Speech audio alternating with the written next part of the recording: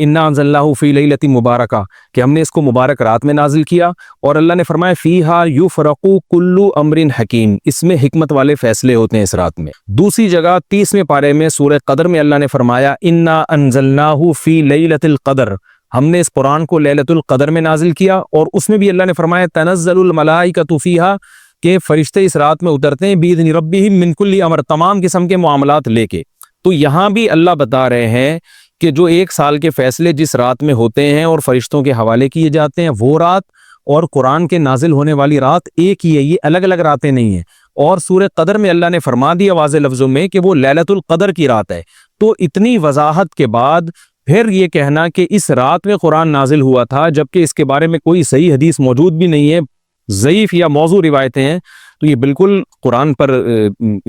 میں سمجھتا ہوں کہ یہ ٹھیک نہیں ہے، بالکل دلیل کے لحاظ سے یہ کمزور بات ہے۔ اگرچہ بعض علماء اس طرف گئے ہیں اور انہوں نے تعویل کی ہے، انہوں نے یہ تعویل کی ہے کہ قرآن جو ہے آسمان دنیا پہ آیا لیلۃ القدر میں، اور وہاں سے جو نیچے نزول شروع ہوا ہے وہ شب برات میں ہوا ہے، لیکن یہ تعویل عقل سے بعید ہے، اور اس تعویل کی ہمیں ضرورت بھی نہیں ہے۔ 2 صحیح حدیثیں ٹکرا رہی ہوں، یہ قرآن کی آیت کسی ایسی متواتر حدیث سے ٹکرا رہی ہو، تو پھر تو وہاں ہمیں تطبیق دینے کی ضرورت پیش آتی ہے، جب قرآن کے مقابلے میں کوئی حدیث ہی نہیں ہے، صحیح حدیث بھی نہیں ہے۔ حالانکہ قرآن کے مقابلے میں تو فقہا کہتے ہیں کہ اگر صحیح حدیث بھی ہو، متواتر نہ ہو، صحیح حدیث بھی ہو، تو وہ بھی ظنی ہوتی ہے، تو اس حدیث کو رد کیا جائے گا، قرآن میں تعویل نہیں کی جائے گی۔ لیکن یہاں تو صحیح حدیث بھی نہیں ہے، یہاں تو ایک ضعیف روایت ہے اور ضعیف اقوال ہے، آپ اس کو کیسے قرآن کے مقابلے میں لا سکتے ہیں؟ تو جو بالکل بے غبار بات ہے وہ یہی ہے کہ اللہ تعالیٰ نے قرآن مجید کو لیلۃ القدر میں نازل کیا، جو رمضان کے آخری عشرے میں ہوتی ہے، اور اسی لیلۃ القدر میں فیصلے بھی ہوتے ہیں۔ اور بعض لوگ کہتے ہیں اس میں حرج کیا ہے کہ ہم 15 شعبان کو بھی فرض کر لیں، اس میں قرآن نازل ہوا اور لیلۃ القدر میں بھی، بھائی اس سے لیلۃ القدر کی ویلیو کم ہوتی ہے۔ اللہ تو لیلۃ القدر کی ویلیو بڑھا رہے ہیں کہ یہ ایسی رات ہے جس میں 1 سال کے فیصلے بھی کر دیے جاتے ہیں، اور اس میں قرآن مجید کا نزول بھی شروع ہوا۔ تو جس رات کو اللہ نے جو پروٹوکول دیا ہے وہی پروٹوکول اس کو دینا چاہیے، آپ اس کو کسی اور رات کو نہ دیں وہ پروٹوکول۔ تو یہ تیسرا مسئلہ ہوا۔ پہلا مسئلہ حلوے مانڈے کا اور نہانے دھونے کا، وہ بھی غلط ہے۔ دوسرا مسئلہ قبرستان جانے کا، وہ بھی ٹھیک نہیں ہے۔ تیسرا مسئلہ کہ اس رات میں قرآن نازل ہوا اور فیصلے ہوتے ہیں، یہ تیسری بات بھی غلط ہے۔ نہ تو اس رات میں قرآن نازل ہوا اور نہ اس رات میں فیصلے ہوتے ہیں۔ چوتھی چیز کہ کیا اس رات کی میں عبادت کی کوئی فضیلت ہے سرے سے یا نہیں ہے، یہ ایک علمی مسئلہ ہے۔ تو اس بارے میں خوب اچھی طرح سمجھ لیں کہ اس بارے میں جتنی بھی احادیث ہیں جو اس رات کی فضیلت کے بارے میں ہے کہ بنو کلب کی بکریوں کے برابر مغفرت ہوتی ہے اور بکریوں کے بالوں کے برابر، اور یہ جو بھی اس بارے میں روایات ہیں کہ سب کی بخشش ہو جاتی ہے سوائے اس شخص کے جو کسی کے دل میں کینہ رکھتا ہے، تو یہ جتنی اس رات کی فضیلت میں احادیث ہیں، تو ایک بات تو خوب اچھی طرح سمجھ لیں، اس پر تمام محدثین کا، جہاں تک میں نے دیکھا ہے، تمام محدثین کا اتفاق ہے کہ اس کی فضیلت میں صحیح حدیث ایک بھی نہیں ہے۔ اس رات کی فضیلت میں ایک بھی صحیح حدیث موجود نہیں ہے، لیکن ضعیف روایتیں اتنی کثرت سے ہیں کہ ایک الگ محدثین کا اصول ہے کہ جب ضعیف روایتیں کی سندیں زیادہ ہو جائیں تو وہ حسن بن جاتی ہے، یعنی قابل قبول ہو جاتی ہے وہ، کیونکہ بہت ساری کمزور چیزیں مل کے اس میں کچھ قوت پیدا کر دیتی ہیں۔ تو اب جن علماء نے احادیث کے ضعف کی طرف دیکھا کہ ایک بھی صحیح روایت نہیں ہے، انہوں نے اس رات کا بالکلیہ انکار کر دیا کہ اس رات کی سرے سے کوئی فضیلت نہیں ہے۔ لیکن جن علماء نے اصول حدیث کی طرف دیکھا اور فقہ کے ایک اصول کی طرف دیکھا کہ کثرت روایات درجہ حسن تک پہنچ جاتی ہیں ضعیف روایات، تو انہوں نے کہا کہ بالکل اس رات کی فضیلت کا انکار ہی سرے سے کر دینا یہ غلط ہے۔ تو جمہور اس طرف گئے ہیں کہ اس رات کی فضیلت کا بالکلیہ انکار کر دینا یا اس کی عبادت کی فضیلت کا بالکلیہ انکار کر دینا یہ ٹھیک نہیں ہے، لیکن کچھ علماء، وہ بھی بڑے محقق علماء ہیں، وہ اس طرف گئے ہیں کہ اس رات کی سرے سے کوئی فضیلت اسلام میں ہے ہی نہیں۔ اب میں دونوں طرف کے علماء کا کچھ تھوڑا سا تجزیہ پیش کرتا ہوں۔ تو جو علماء یہ کہتے ہیں کہ اس رات کی فضیلت ہے اور فضیلت میں کثرت سے روایات ہیں اور اس میں بڑے بڑے علماء داخل ہیں، امام شافعی رحمہ اللہ تعالی جیسے مجتہد بھی ہیں جو اس رات کی فضیلت کے قائل ہیں۔ باقی ائمہ سے مجھے جو ہے نا امام ابو حنیفہ سے کچھ نہیں ملا اس رات کی فضیلت کے بارے میں، اور امام احمد ابن حنبل سے بھی مختلف روایات ملی ہیں، اس لیے میں جزم سے کسی اور امام کے بارے میں نہیں کہہ سکتا، لیکن امام شافعی سے بہرحال اس کی فضیلت صراحتاً منقول ہے، اگرچہ انہوں نے بھی اعتراف کیا ہے کہ اس کی روایات کے بارے میں جتنی اس بارے میں روایات ہیں وہ ضعیف ہیں، لیکن وہی ایک اصول ہے کہ جب ضعیف روایات بہت کثرت سے ہوتی ہیں تو درجہ حسن تک پہنچ جاتی ہیں۔ تو اس اصول کے تحت جمہور اس کے قائل ہیں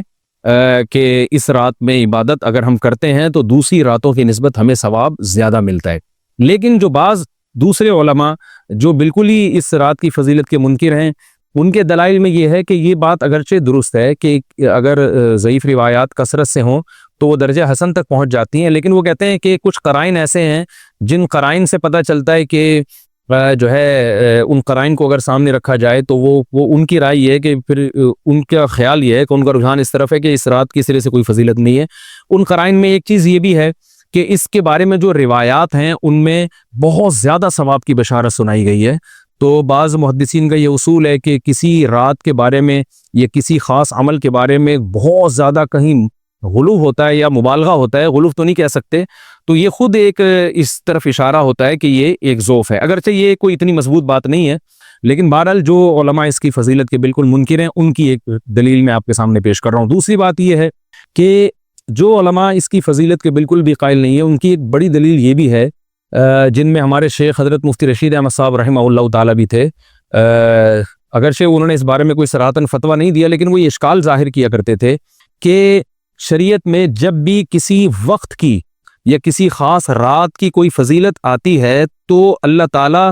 اس کو جو ہے وہ اس کا صحیح ٹائم نہیں بتاتے بلکہ اس میں اختلاف ڈال دیتے ہیں۔ اس کی مثال ایسے جیسے جمعے کے دن حدیث میں آتا ہے کہ ایک وقت جمعے میں ایسا آتا ہے جس میں دعا لازمی قبول ہوتی ہے، اب ظاہر ہے وہ بڑا فضیلت کا وقت ہے، تو وہ وقت ہمیں متعین طور پہ بتایا نہیں گیا ہے، اس لیے علماء کا اس میں اختلاف ہوا، بعض نے کہا عصر کے بعد، بعض نے کہا کہ 2 خطبوں کے درمیان۔ لیلۃ القدر کو دیکھ لیں، لیلۃ القدر کی فضیلت میں قرآن بھی ہے، بہت ساری احادیث ہیں، لیکن لیلۃ القدر کی رات ہے کون سی یہ اللہ نے اس میں ابہام ڈال دیا۔ طاق راتوں میں 21 بھی ہو سکتی ہے، 23 بھی ہو سکتی ہے، بعض بلکہ حدیث سے 22ویں رات کا بھی ہونا ثابت ہے، زیادہ امکان 27ویں رات کا ہوتا ہے، تو وہ متعین نہیں ہے۔ تو جو علماء کہتے ہیں اس کی سرے سے کوئی فضیلت ہی نہیں ہے، ان کا رجحان وہ ان کی ایک یوں سمجھے کہ دلیل تو نہیں لیکن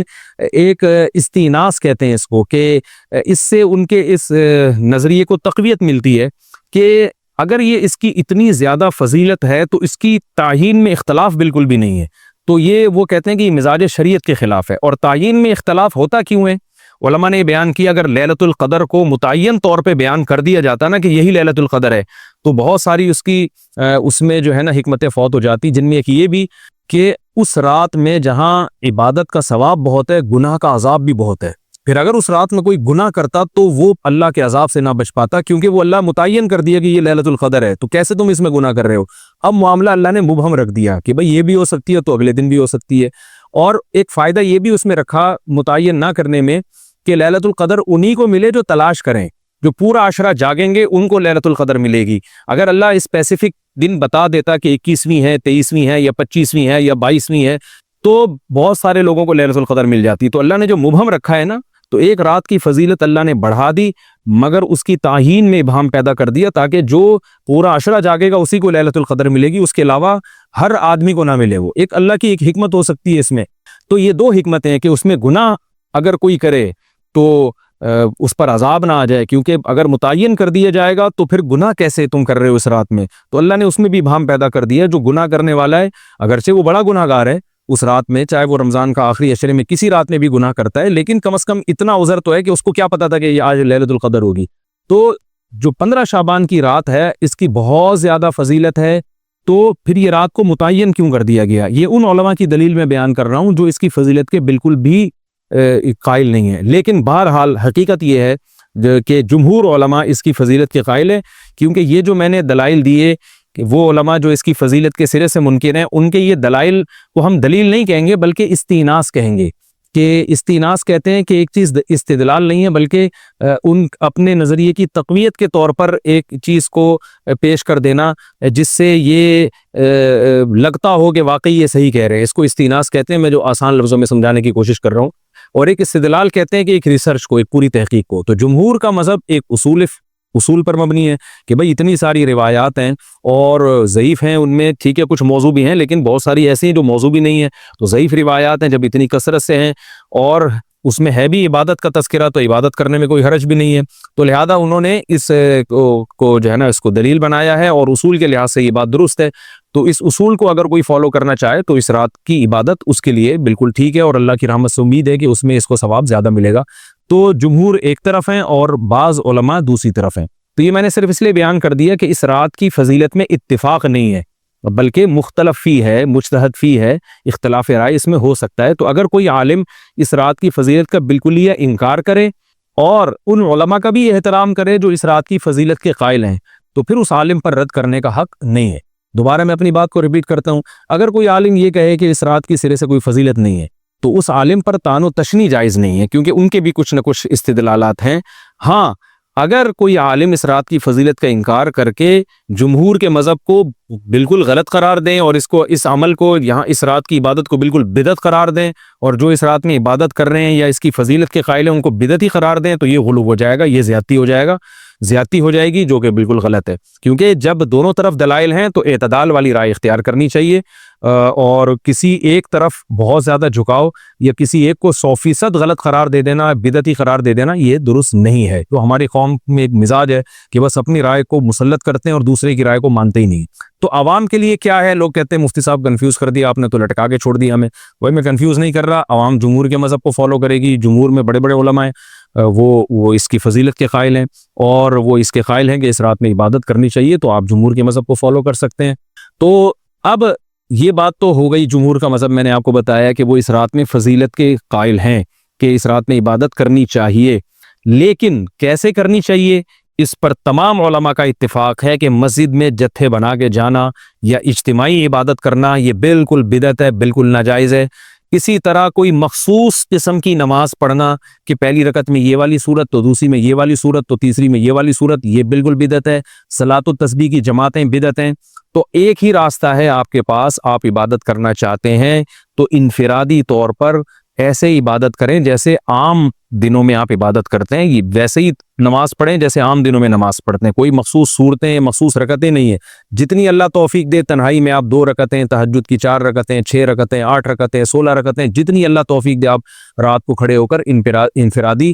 نماز پڑھیں، دعائیں مانگیں اللہ تعالیٰ سے، قرآن کی تلاوت کریں، تسبیحات کریں، جتھے نہ بنائیں مسجد میں، چراغاں نہ کریں، بتیاں نہ لگائیں، قبرستانوں پہ رش نہ کریں، یہ سب ناجائز اور سب حرام ہے، گناہ ہے، اس کا اسلام میں کوئی تصور نہیں۔ کرنا ہے تو صرف ایک کام آپ کر سکتے ہیں کہ صرف عبادت کریں، اور اللہ کی رحمت سے امید کی جا سکتی ہے کہ اللہ تعالیٰ اس رات میں آپ کو عبادت کا دوسری راتوں کی نسبت ثواب عطا فرمائے گا۔ کیونکہ آپ اگر جمہور علماء کو فالو کر رہے ہیں تو ہمیں یعنی جن کے پاس علم نہیں ہے تو ان کو علماء ہی کو فالو کرنے کا اللہ نے حکم دیا ہے، تو آپ جمہور علماء کی رائے پر عمل کرتے ہوئے اگر عبادت کرنا چاہیں تو اللہ کی رحمت سے امید ہے کہ انشاءاللہ آپ کو ثواب ملے گا۔ لیکن عبادت کا کوئی مخصوص طریقہ ہرگز نہیں ہے۔ پمفلیٹ بٹ رہے ہوتے ہیں کہ یہ والی صورت پڑھنے سے یہ ہو جائے گا تو یہ والی صورت پڑھنے سے یہ ہو جائے گا، یہ بالکل غلط ہے۔ تو انفرادی عبادت ہوگی اور ایسے ہی عبادت کا طریقہ ہوگا جیسے پورے سال ہوتا ہے، نماز اسی طرح پڑھی جائے گی جیسے پورے سال پڑھی جاتی ہے، دعائیں مانگی جائیں گی، اپنے طور پر اجتماعی سطح پہ کوئی عمل نہ کیا جائے۔ اللہ تعالیٰ سے دعا ہے کہ اللہ تعالیٰ ہمیں سمجھنے کی، عمل کرنے کی توفیق عطا فرمائے۔